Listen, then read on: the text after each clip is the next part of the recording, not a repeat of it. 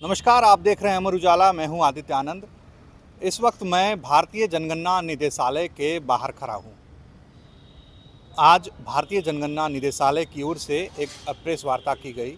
इसमें बताया गया कि 2 मई से बिहार में जनगणना का काम शुरू हो रहा है, लेकिन 17 अप्रैल से लोग अपने मोबाइल से ही घर बैठे स्व जनगणना कर सकते हैं, मतलब अपनी खुद की गणना कर सकते हैं।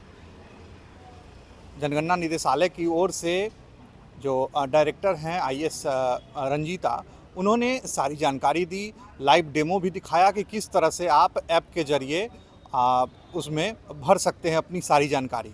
जो दिल्ली में रहते हैं, जिनके परिवार बिहार में हैं, वो भी कैसे कर सकते हैं, या जिनके परिवार 2 लोग हैं, अलग-अलग रहते हैं, घर एक है लेकिन 4 जगह खाना बनता है, तो सारी बातों को बताया गया। इन सब लाइव डेमो भी दिया गया और सारी जानकारी भी दी गई, मतलब किस तरह से आप इसे भर सकते हैं, कब तक इसे भरा जा सकता है। ये काम 17 अप्रैल से 1 मई तक चलेगा।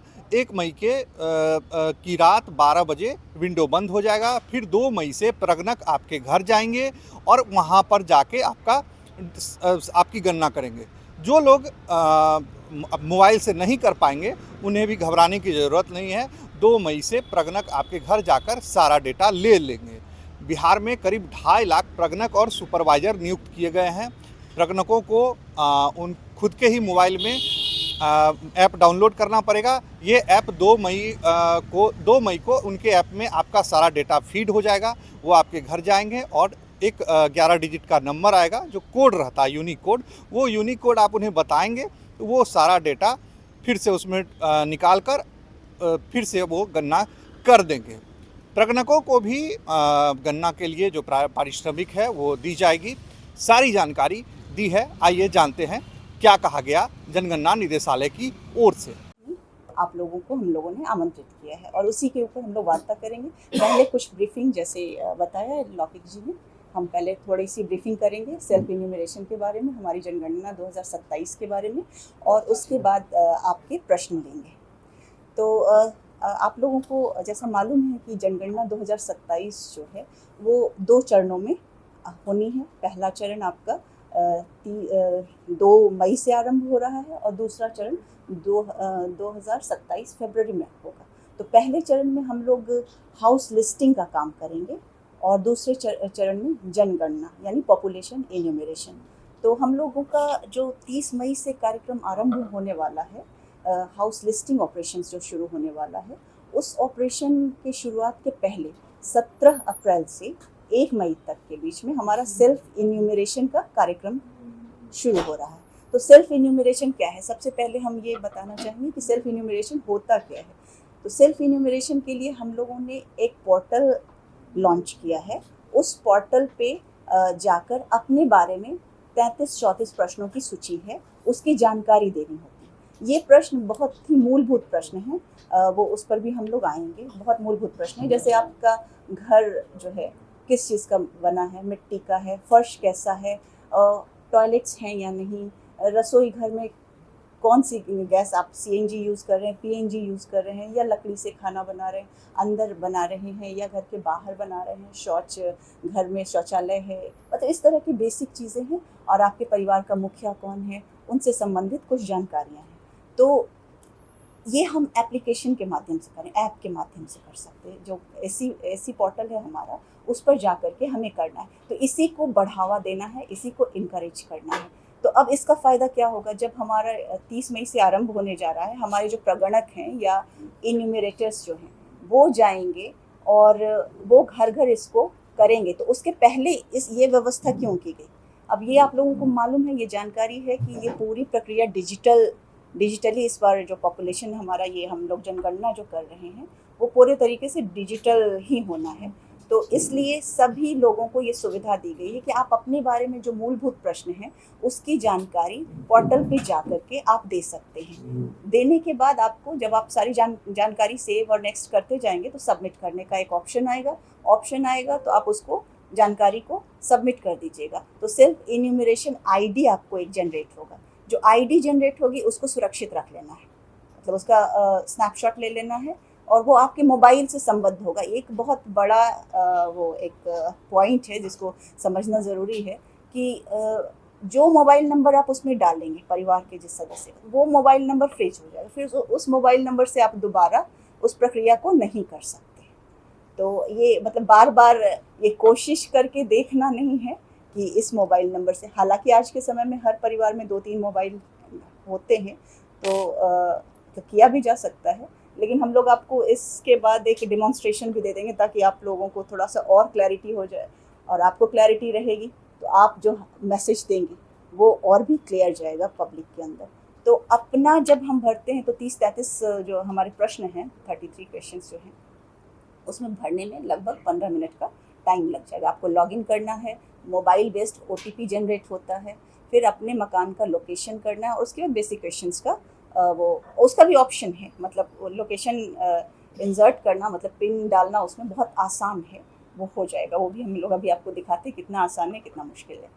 तो बस ये है कि जब आप स्वयं करेंगे तो एक तो त्रुटि होने की संभावना बहुत कम है। जैसे कई बार ये पूर्व में शिकायतें आती थी कि हमारा ये था, इसकी जगह ये इन्फॉर्मेशन डाल दिया गया, तो इसकी संभावना बहुत कम हो जाएगी। आप अपनी सूचना स्वयं दे रहे हैं तो आपसे ज़्यादा जानकारी आपके बारे में तो और किसी को है नहीं, तो आपने अपनी अपनी सूचना दी, अपनी जानकारी दी, और उसके बाद भी एडिट तो उस समय आप नहीं कर सकते हैं। फिर 2 मई से जो हमारा अभियान शुरू हो रहा है, 2 मई वाले अभियान में जब हमारे इन्यूमरेटर आपके यहाँ जाएंगे तो आप अपना सेल्फ ये इन्यूमरेशन ID उनको दिखाएंगे, वो अपने ऐप में डालेंगे तो आपके डिटेल्स आ जाएंगे। वो एक बार क्रॉस चेक कर लेंगे कि आपका है ये इन्फॉर्मेशन, कोई सुधार तो नहीं करना है, आप बोल देंगे कि नहीं करना है तो वो इसको सबमिट कर देंगे। तो वो तब उस समय पक्का होगा, यानी कि हम इसको 2 बार, पहली बार आप अपने स्तर से भर रहे हैं, दूसरी बार हम उसको क्रॉस चेक भी कर रहे हैं, ताकि, और इससे समय की बचत यूँ होगी कि अगर इन्यूमरेटर स्वयं जाकर के सारी चीज़ें करेगा तो लगभग आधा घंटा का समय लगेगा। आपने भरा हुआ है, यू आर कन्फर्म्ड कि हमने सारी इन्फॉर्मेशन ठीक ठीक डाली है, तो वो 5 मिनट का ही समय लगेगा। तो पहली प्रक्रिया यही है हमारी, और इससे संबंधित अगर और भी कोई विषय है, मतलब इतना, मतलब बेसिक्स जो है सेल्फ इन्यूमरेशन के बारे में वो यही। जैसे कि जब सेल्फ इन्यूमरेटर, या उसको प्रगणक कहते हैं, प्रगणक जब आपके घर जाता है तो उसको क्या कोई रिकॉर्ड दिखाना है, कोई अभिलेख दिखाना है? नहीं, उसकी कोई आवश्यकता नहीं। साइबर कैफे से स्वगणना हो सकती, हालांकि कर सकते हैं, लेकिन डेटा सुरक्षा के नाते इसको प्रतिबंधित तो नहीं किया गया है, लेकिन आपका डेटा सुरक्षित रहे इसलिए आप अपने मोबाइल से ही करें तो बेहतर है। क्या आपकी सूचना को गोपनीय रखा जाएगा? ये भी है कि हमारा पर्सनल इन्फॉर्मेशन है, तो ये सूचना कहीं भी शेयर नहीं की जाएगी, ये गोपनीय ही रहेगी। क्या फिर किस वेबसाइट पर जाकर करना है? तो se.census.gov.in वेबसाइट है, se.census.gov.in। अगर माइग्रेंट लेबर है, जैसे सब बिहार का कोई मजदूर है या विद्यार्थी है या कोई भी व्यक्ति है, बिजनेसमैन है, वो गुजरात में रह रहा है, तो उसको कहाँ से करना होगा, ये प्रश्न बार बार आता है। तो हर स्टेट के लिए एक टाइमिंग, जैसे बिहार के लिए, बिहार समेत और कुछ राज्यों के लिए 17 अप्रैल से समय निर्धारित किया गया है 1 मई तक का सेल्फ इन्यूमरेशन का। तो जो आम रूप से, सामान्य रूप से जहाँ रिसाइड कर रहा है, जहाँ रह रहा है, मतलब सामान्यतः हम जहाँ रहते हैं वहीं से हम कर सकते हैं। तो जो बिहार का एक व्यक्ति गुजरात में रह रहा है, वो गुजरात वाले स्लॉट में वो कर सकता है, उसके लिए कोई बाध्यता नहीं। जहाँ आपकी कर्म भूमि है आप वहाँ से करें, सामान्य रूप से यही अपेक्षित है कि आपकी कर्म भूमि जहाँ है आप वहीं से करें। इसके अलावा वही जैसे प्रदेश के बाहर पढ़ाई करने वाले विद्यार्थी दिल्ली, पुणे, बेंगलोर इत्यादि स्वगणना बिहार में भर सकेंगे नहीं, उनको करना चाहिए वो जहाँ है। मान लीजिए पुणे में है तो वो पुणे से कर सकते हैं, ठीक है, उनको वहीं से करना। आप आम रूप से जहाँ सामान्यतः जहाँ रिसाइड करते हैं। और इसी तरह आधार दिखाना है, नो, रेंट एग्रीमेंट नहीं, पासपोर्ट दिखाना है नहीं, इस तरह का कोई कागजात आपको नहीं दिखाना है। क्या भारत में रह रहे अंतर्राष्ट्रीय विद्यार्थी की गणना होगी? जो मान लीजिए कि कोई दूसरे देश का है, वो भारत में रहे, तो गणना उसकी हाउस लिस्टिंग वाले पेज में वो होगी, ठीक है। लेकिन ठीक है, ये इस पर भी वही लागू हो रहा है कि सामान्य रूप से जहाँ रहता है हम लोग अभी गणना कर रहे हैं। क्या भारत के बाहर रह रहे विद्यार्थियों की गणना है? तो मान लीजिए कि कोई अमेरिका या यूरोप में पढ़ाई कर रहा है, सर्विस कर रहा है, तो उसकी गणना इस फेज में नहीं होगी।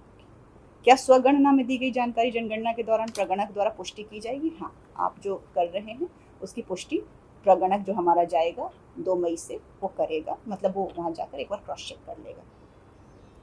और वही बिहार में किसी अन्य राज्य के रह रहे माइग्रेंट, उनकी गणना की जाएगी, बिहार में होगी? हाँ, उनकी गणना बिहार में होगी।